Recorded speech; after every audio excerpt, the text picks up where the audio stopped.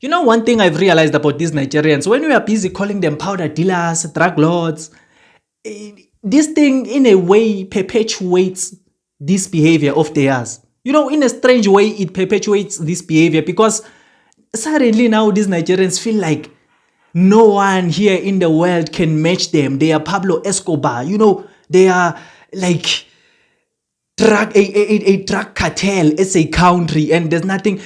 It's something that they are starting to be proud of. Yes, I'm a drug lord. The same thing that this man is saying. Most of them have this attitude in real life. Maybe this man is trying to be sarcastic, but most of them have this attitude in real life. They start feeling like bosses, you know, like, yeah, call me a drug lord, call me. You know, it only perpetuates this nasty behavior of theirs. So that's another reason we slowed down, you know, because we don't want you people to start feeling like you're on top of the world. You run the world because you are famous for drugs. You think now you are Pablo Escobar. You are not Pablo Escobar. You are just a Nigerian who has trauma of growing up in a country like Nigeria. So you saw it fit to ruin other people's lives so that other people can be in the same frequency as you. I noticed that black South Africans have slowed down from calling Nigerians powder dealers. They have drastically slowed down from calling us powder dealers. But don't stop. I love that name. I love that title. I love that title. Powder dealer, drug dealer. I love that title so much. Please, guys, don't stop. Don't quit on me now, please. Don't stop calling me powder dealer. It makes me feel good. It makes me feel like, yes, there's something I'm doing good. I'm actually doing very good in life.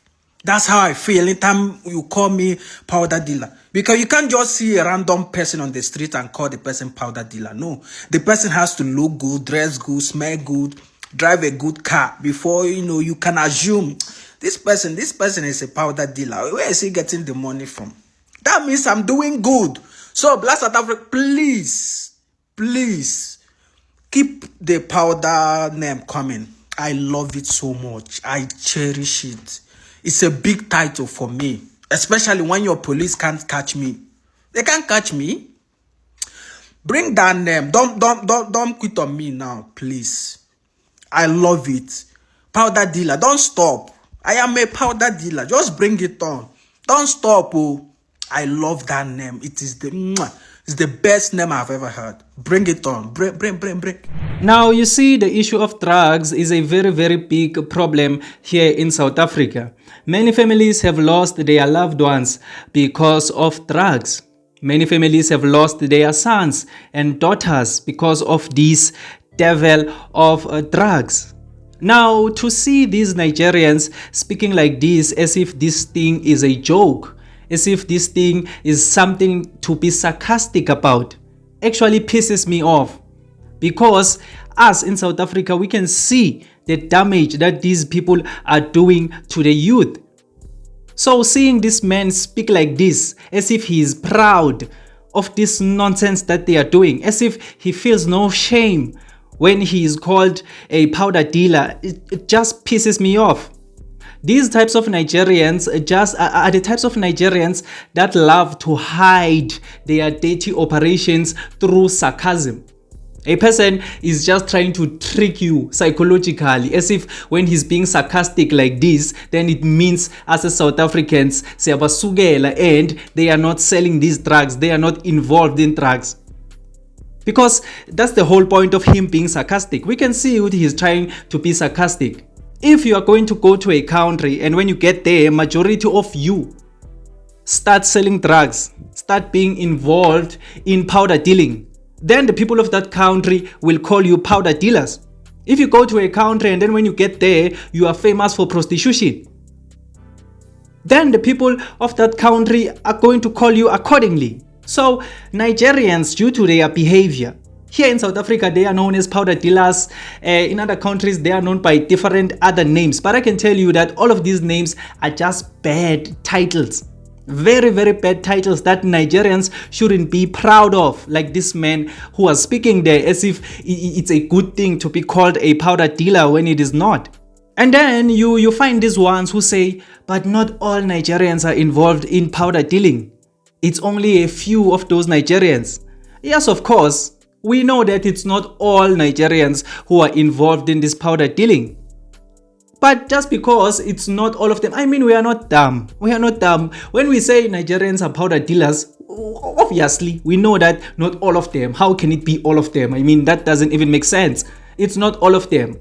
But the few that are doing these nasty, dirty things in our country are the ones who are giving all of you a bad reputation. So you can't blame us as South Africans for calling all Nigerians by what some of them are doing in our country. What are we supposed to call them? When we speak, what are we supposed to say? Say some Nigerians.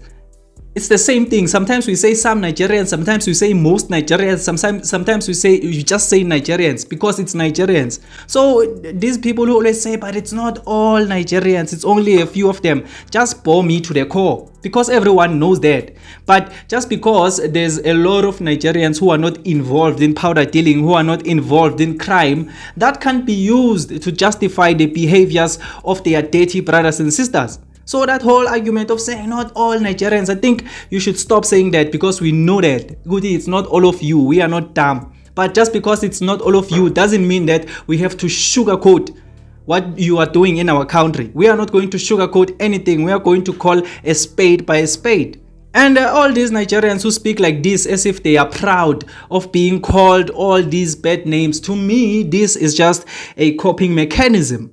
Think about it. It's a coping mechanism because there's no one actually who can enjoy being called powder dealer. I mean, that's not a good title for anyone unless you are actually a powder dealer or unless you have a boring life that is not interesting. You are not involved in anything. You are just living for the sake of living. Maybe you can be proud of being called a powder dealer because at least you are being called something. But if you are a person who actually has a life, who has a career, who has children, who has a future, you won't feel comfortable being called powder dealer. Because the mere utterances of those words, you saying you are proud of being called powder dealer, the mere utterances of those words are enough to give you a bad reputation for the rest of your lives. So a person who is actually confident to say he's proud of being called a powder dealer, to me that's a person who's involved in drugs, or a person who has no future, a person who has lost all hope in life. So the only thing that can be interesting for him is if we can call him something. At least he will start feeling like Pablo Escobar or something, or Tony Montana. You know, at least we are going to call him something. You know, it seems to me as if these Nigerians are going to look for every way to get attention from us as South Africans. I mean, from last year early, when we were focusing on them, saying they are busy selling drugs in this country, Abahambe, they are powder dealers, they were saying we should shift our focus and focus on other things and leave them because bazohamba and things like that. So it's no longer interesting now. So they must leave, they must leave. So they said we should shift our focus and focus on something else. And then when we slow down on calling them all of those things, then they want us again to be focused on them, calling them powder dealers once again. You know, so that is why I say they are going to look for all the ways to get attention from us as South Africans. When we are busy calling them powder dealers, they are crying. When we stop calling them powder dealers, they are crying once again. You see? And here's another thing. You know, every time when I speak about Nigerians and drugs on this channel, there are people who always come to the comment section and say, you are not fair, you are not fair, because South Africans also sell drugs to South Africans. It's not only Nigerians who are selling drugs to South Africans. Well, you know, let me first tell you how I understand the drug hierarchy. And then you will understand why we always target Nigerians whenever we are speaking about drugs here in South Africa. Let me quickly paint a picture for you of how I personally understand the drug hierarchy. And I might be wrong. I stand corrected. I might intertwine a couple of things or confuse a couple of things, but I don't care. Because I am not a drug dealer and I am not involved in drugs and I don't have a wish of being involved in drugs. So understanding the hierarchy perfectly is none of my concern. But I can tell you how I understand it from common sense. And you'll understand why we target Nigerians. First of all, in the drug hierarchy, you have the supplier. Now the supplier is the guy with the product. The guy with large amounts of product. It doesn't matter where this guy gets these products. Some of them, they make the product themselves. Some of them, they get it in bulk somewhere. And then this supplier is usually the guy in the shadows. This is usually a guy who lives a double life. Maybe it might happen that he's a famous politician or a famous businessman. He has a persona that is presenting for the public, but behind the scenes, he's a drug lord. Do you understand the types of people I'm talking about? Now, it's not very easy to catch these types of people because they don't leave traces. And it's hard because in most cases, they are public figures. It's people that you will never think about. They are never the suspects. Those are the suppliers. And then below the suppliers, you have the distributor. Now, the distributor is the guy who has a connection with the supplier.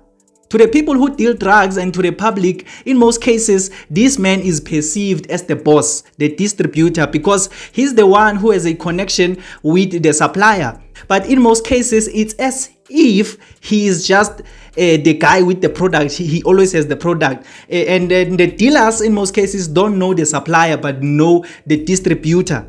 Now, Nigerians in this whole equation usually are the distributors. You understand? And then these distributors have a bunch of dealers, a bunch of small dealers. And then these small dealers are the ones who actually sell drugs to the citizens. These small dealers get their drugs from the distributor who they think is their boss, the guy with the product. Can't this distributor also has his boss, the supplier, the guy behind the scenes, the guy in the shadows, So these dealers are the third part of the equation. So it's the supplier, the distributor, and then the dealers. The dealers get the product from the distributor. The distributor gets the product from the supplier. I think it's very, very easy to understand. And then in this whole equation, South Africans that people are talking about saying South Africans are also selling drugs to South Africans is usually these dealers. South Africans are usually the dealers who are busy selling in the townships, because mostly there are no Nigerians in the townships. Nigerians, you'll find them in the towns, but in the townships, it's usually South Africans. But these South Africans get their products from their distributors, the Nigerians. You understand what I'm saying? So you know why we focus on the Nigerians? Because we know it's very hard to catch the supplier. So if we can get the distributor can tell us who is the supplier and who are the dealers. You get what I mean? But if we can just focus on the dealers can only lead us to the distributor, but they don't know anything about the supplier. But if we get this guy in the middle knows the supplier and also has a connection with the dealers. That's why we focus on this guy. Not to say South Africans who are the dealers are innocent. They are just as dirty as their distributor friends who are Nigerians. They are just as dirty as them. But then we can't focus on them because they are the small fish. We need this big fish in the middle because he has a connection with both the supplier and the dealers. If you can focus on this distributor, then we are focusing on the right person. That is why we always focus on Nigerians, because mostly they are the distributors. And don't say, but there are some South Africans who are also distributors. Obviously, I'm not saying it's always like that. Obviously, these things intertwine. Maybe sometimes a South African is a supplier, and it's just mixed masala. But the basic hierarchy, the way I understand it, it's like that. And that's why we focus on the Nigerians. I might be wrong, but I really don't care if I'm wrong. I mean, this is drugs. I don't go around researching drugs because I'm not interested in drugs, but I can understand the hierarchy. And the way I understand it is the way I think it works. So if you think it works differently, you can tell us on the comment section down below. But don't misunderstand me and think I'm saying the South Africans who are selling drugs are innocent. Those ones are a problem also. Those ones are dirty also. There's no justification for them. Just because they are South African doesn't mean they are innocent. They are just as dirty as these friends of theirs. And let me tell you why we stopped calling these Nigerians powder dealers. In fact, we didn't stop. We just slowed down the way this guy is mentioning there. But the truth is we didn't slow down because maybe Nigerians have changed their behavior, or maybe we are starting to be scared of them. No. We simply slowed down because there's a lot of things going on here in South Africa that deserve our attention. You know, Nigerians, even though what they are doing in this country is disgusting and nasty, but they are not really our priority. They are just people that we are heartful with in this country, but they are not our main focus. There are other important things that we are focusing on here in South Africa. That is why we stopped talking about them a lot. But if they want us again to start speaking about them, start calling them all these sorts of names, it's fine, it's fine. Let their wish be our command, because it's what they are. So we don't feel bad as South Africans when we call them powder dealers, because it's what they are. The people who should be feeling bad, it's them. So when they are feeling proud, it's just a bad picture that they are painting for their nation, for Nigeria. That is why when I'm listening to this man, I can't help but think about the innocent Nigerians, you know, the Nigerians who've never been involved in drugs, who are just innocent citizens or innocent tourists, whatever, you know, the people who are actually in this world to be something, who are not bothering people or ruining people's lives with drugs. What about those Nigerians? Because these ones, when they are online speaking as if they are proud of being called all these dirty names, they are painting a bad picture for all Nigerians, for Nigeria as a country. You know, so what about them? These people, it's as if when they speak, they don't think about the repercussions of the things they are saying or the repercussions of their behaviors. I personally, as a South African, would feel very embarrassed or pissed off if I was on TikTok and I suddenly came across a video of someone saying, I'm a South African, please call me a powder dealer because I'm proud. Why did you stop calling me a powder dealer? A South African, I would feel embarrassed. Because you are not only painting a bad picture for yourself, but for all of us as South Africans. That is why Nigerians have a bad reputation all around the world.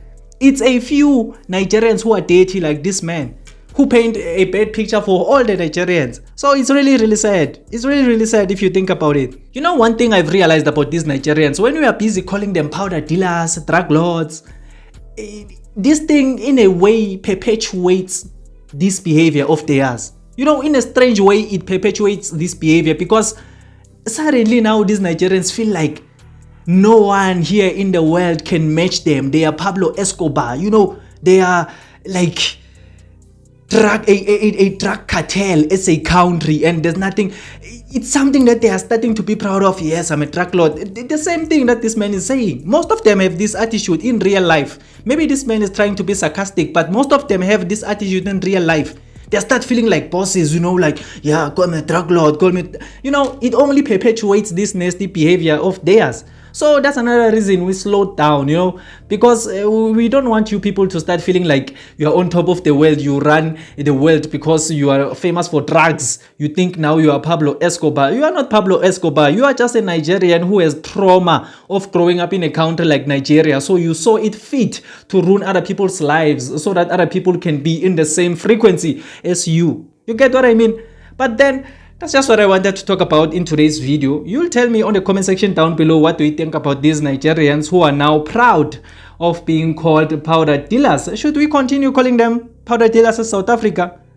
Or we should just stop calling them that and leave them do and call themselves what they want? Tell me on the comment section down below. But if you just enjoyed this video or you learned something new, please leave a like and subscribe to this channel. I would really appreciate it. My name is Emmanuel and this is Mzansi Versity, the place where we transform lives through knowledge and information. Let's meet again on another video.